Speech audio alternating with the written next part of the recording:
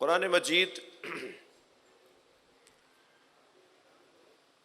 ایک زندہ کلام ہے، نہج البلاغہ ایک بولتا ہوا کلام ہے۔ جب قرآن کھولتے ہیں تو اللہ بول رہا ہوتا ہے، نہج البلاغہ کھولتے ہیں تو علی بول رہے ہوتے ہیں، اور یہ دونوں پرانے نہیں ہوں گے۔ اچھا، ان کے لیے، ان بچوں کے لیے ایک اور جملہ کہہ دوں کہ دونوں میں فرق یہ ہے کہ ایک کلام الہی ہے اور ایک اس کی تفسیر ہے۔ اگر نہج البلاغہ جیسی کتاب نہ ہوتی تو قرآن پر عمل ممکن ہے، اس کا ثبوت نہ ہوتا۔ لوگ بولتے بھائی آسمانی باتیں، آسمانی کلام ہے، مجھے ایک لفظ کہا جاتا نا زمینی حقائق پر بات کرو۔ قرآن کو زمینی حقائق میں نہج البلاغہ نے بدلا ہے۔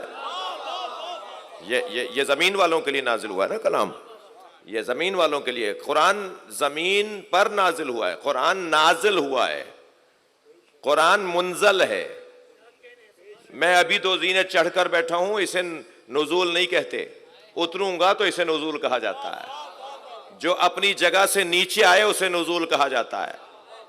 قرآن اپنی جگہ سے نیچے آیا ہے، جو اس کی جگہ ہے وہ کتاب مکنون ہے، وہاں تک میری رسائی نہیں ہے، وہاں تک پہنچنے والے کو الا المطہرون کہا گیا ہے۔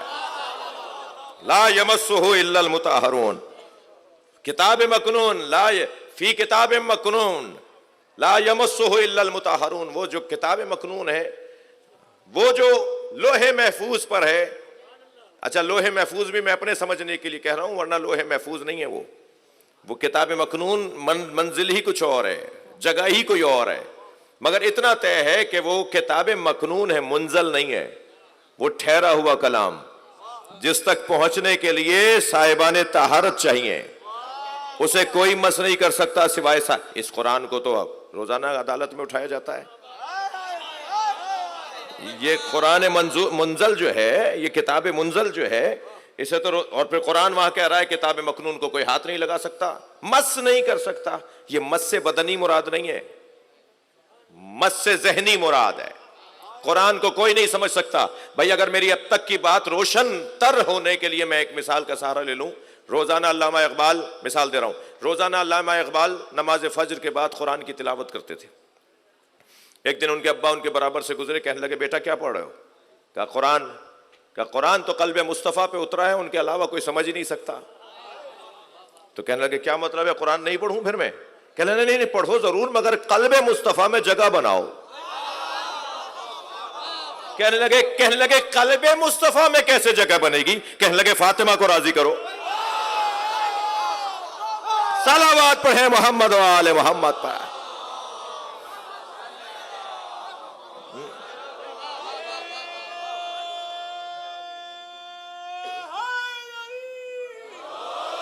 یہ جو قرآن کو سمجھنا اور قرآن، اچھا قرآن اور اہل بیت دو وجود نہیں ہے، ایک ہی حقیقت کے دو جلوے ہیں۔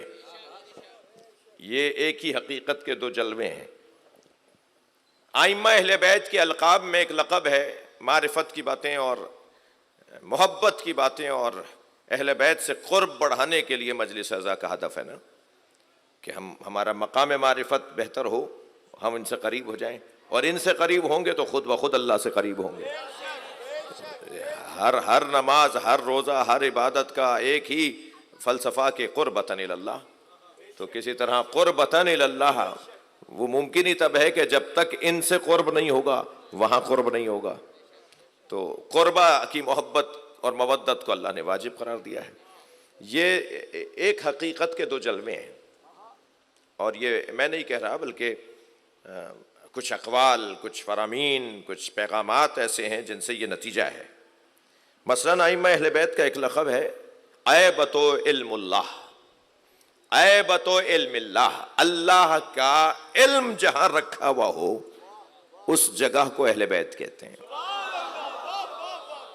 بھائی تھوڑی گردن ہلا دیجیے گا، بات جا رہی ہو تو، میری بات منتقل ہو تو میرے محترم ذرا مجھے چاہیے کہ میں آپ کی توجہ چاہوں گا۔ جہاں اللہ اپنا علم رکھے اس جگہ کو ایبا عربی زبان میں ایک قیمتی شے رکھنے کے صندوق کو کہا جاتا ہے۔ لغت میں قیمتی شے جس صندوق میں رکھا جائے اسے عربی زبان لغت میں اصطلاح میں اہل بیت کو کہا جاتا ہے۔ اچھا، میری خوش قسمتی ہے کہ جوانوں کی تعداد غالب ہے، بزرگوں سے مجھے دعا چاہیے۔ ہر مظروف کے لیے ایک ظرف ہے، ہر مظروف کے لیے، یہ جگ پانی کے لیے اور دودھ کے لیے اور مثلا مایا بہتی ہوئی چیز کے لیے یہ ظرف ہے، مگر یہ کتنا ہوگا؟ کوئی 1.5 لیٹر کا ہوگا، مثلا 2 لیٹر کا ہوگا یہ جگ، 2 لیٹر سے زیادہ اس میں پانی نہیں آئے گا، ایسا ہی ہے؟ کہیں گے جی وہ ظرف پر ہو گیا، اس سے زیادہ اس میں پانی یا دودھ نہیں آئے گا۔ ہر ظرف اور مظروف کی نسبت ہوا کرتی ہے، فلاں چیز میں ڈالی جائے گی اور فلاں چیز کو فلاں چیز میں نہیں ڈالا جائے گا، ایسے ہی ہے۔ مظروف کے مطابق ظرف ہوتا ہے اور ظرف کے مطابق مظروف ہوا کرتا ہے، نسبت تو ہونی چاہیے نا۔ اب مثال کے طور پہ جگ، وہ بھی کسی میز پہ رکھا ہو اور اس میں آپ کوئی بالوئے کی چیز ڈال دیں تو کہا جائے گا ظرف اور مظروف میں نسبت نہیں ہے، جی ظرف اور مظروف میں نسبت نہیں ہے، یہ اس میں تو ڈالنے کی چیز ہی نہیں تھی، تو نسبت ہونی چاہیے، ہر چیز ہر جگہ نہیں ڈالی جائے گی۔ اور آپ اس کو برعکس بھی کر دیجئے تو ایک حد پر جا کے یہ پر ہو جائے گا۔ مولا علی فرماتے ہیں کہ ہر مظروف کے لیے ایک ظرف ہے اور اس کے پر ہو جانے کے بعد مظروف مزید نہیں ہو سکتا، مگر علم کے لیے جو ظرف ہے وہ کبھی پر نہیں ہوتا، جتنا اس میں علم ڈالتے رہیں گے مظروف بڑھتا چلا جائے گا، اور علم کے مظروف کو عقل کہا جاتا ہے۔ عقل ایک ظرف کا نام ہے، اس میں آنے والی شے علم ہے، یہ جتنا اس مظروف کو ظرف میں اس برتن میں جتنا اس کو علم کو ڈالا جاتا رہے گا یہ ظرف بڑا ہوتا چلا جائے گا، کبھی یہ نہیں بولے گا مجھے اب نہیں چاہیے، کبھی یہ نہیں کہے گا میں پر ہو گیا، یہ مسلسل اپنے مظروف کی بنیاد پہ بڑا ہوتا چلا جائے گا۔ میں اور آپ توجہ چاہوں گا، مشاہدہ کر چکے ہیں کہ جن کے ہاں علم زیادہ ہو جاتا ہے اور اس کے ساتھ اس کے اخراج اور اس کے صدور کا انتظام نہ ہو تو پھر فساد ہوتا ہے۔ جی، صرف علم بڑھتا چلا جائے نقی بھائی اور اس کے صدور کا انتظام نہ ہو تو پھر فساد ہونے لگتا ہے۔ بڑے بڑے لوگ دیکھیں ہم نے کہ علم ہی بڑھاتے رہے تو وہ فسادی بھی ہو گئے۔ میں زیادہ گہرائی میں اور مثالوں میں جاؤں گا تو پھر ایک نئے فساد کے لیے تیار ہو جاؤں گا، اس لیے صرف اتنا ہی بہت ہے کہ اگر اس کے صدور کا انتظام نہ ہو، اس علم کے صدور کا اور ظہور کا اور اخراج کا انتظام نہ ہو تو فساد ہوتا ہے۔ اچھا دیکھیں، میں اور مجھ جیسے، میں تو بہت حقیر فقیر سا طالب علم ہوں اور آپ اپنی ملت کا ایک ایک فرد، ایک ایک بچے کا، ایک ایک بزرگ کا نوکر ہوں، کوشش کر رہے ہیں کہ اپنے مکتب کی اچھی تصویر پیش کر سکیں۔ اللہ کرے وہ دینی زندگی میں نہ آئے جب ہم اپنے نظریے کے شرمندگی کا اپنے ذریعے سے اپنے والوں کی شرمندگی کا سبب بنے۔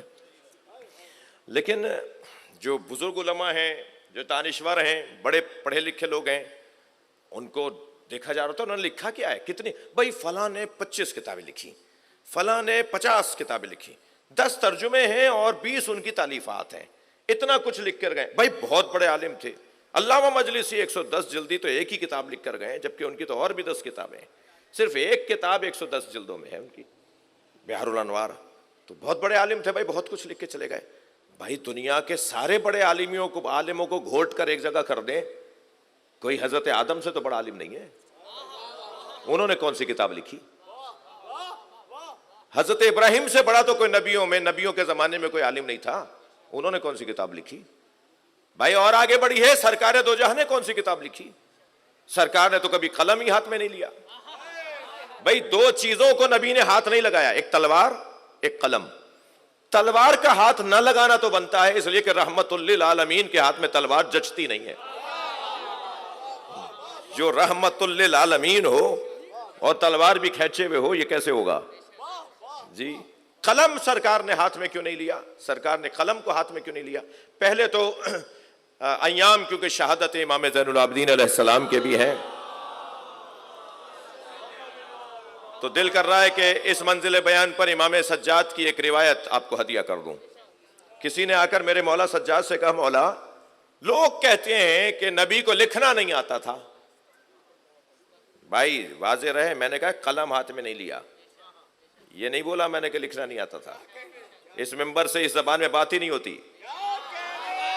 تھوڑا تھوڑا گردن ہلاتے رہیے, بات جا رہی ہے تو جی. یہ اس ممبر کی زبان نہیں ہے, ہمارے ممبر کی اپنی زبان ہے. ہم جس گھڑے سے پانی پیتے ہیں اس کا ذائقہ ہی کچھ اور ہے.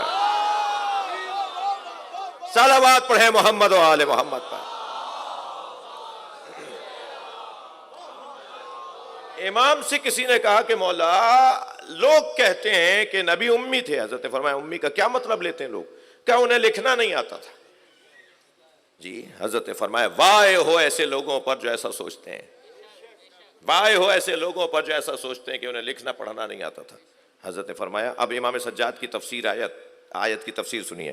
امام فرماتے ہیں کیا تم نے قرآن میں یہ آیت نہیں پڑھی, هو الذی بعث فی الامیین رسولا منہم یتلو علیہم آیاتہ ویزکیہم ویعلمہم الکتاب والحکمہ وان کانوا من قبل لفی ضلال مبین.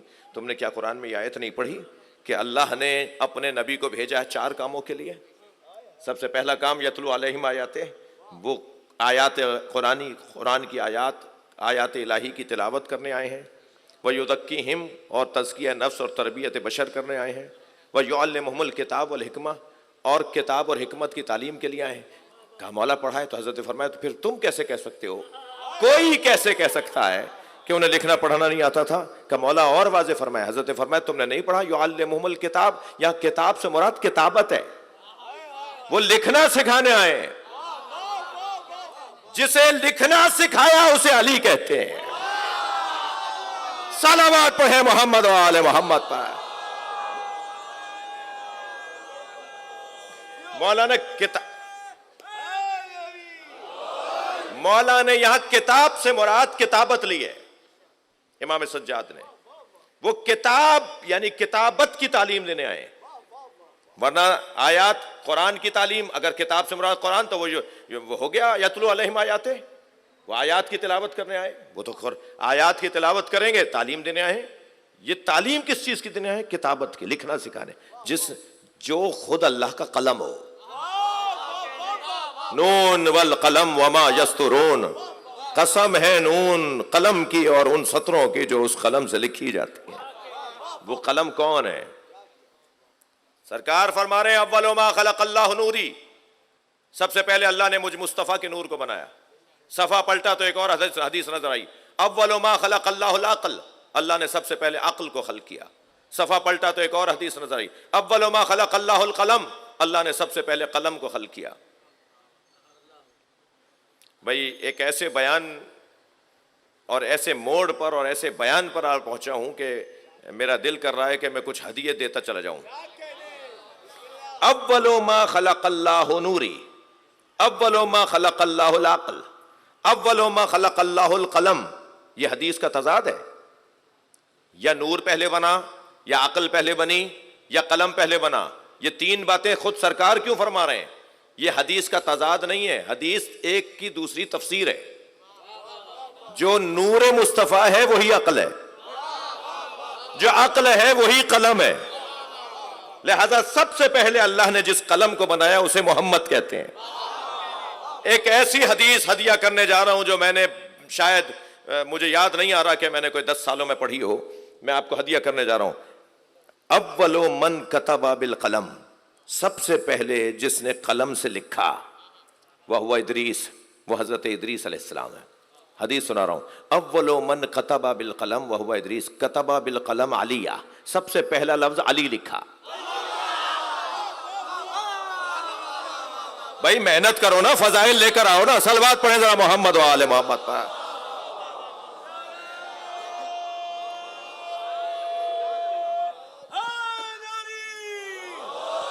بلندتر صلوات.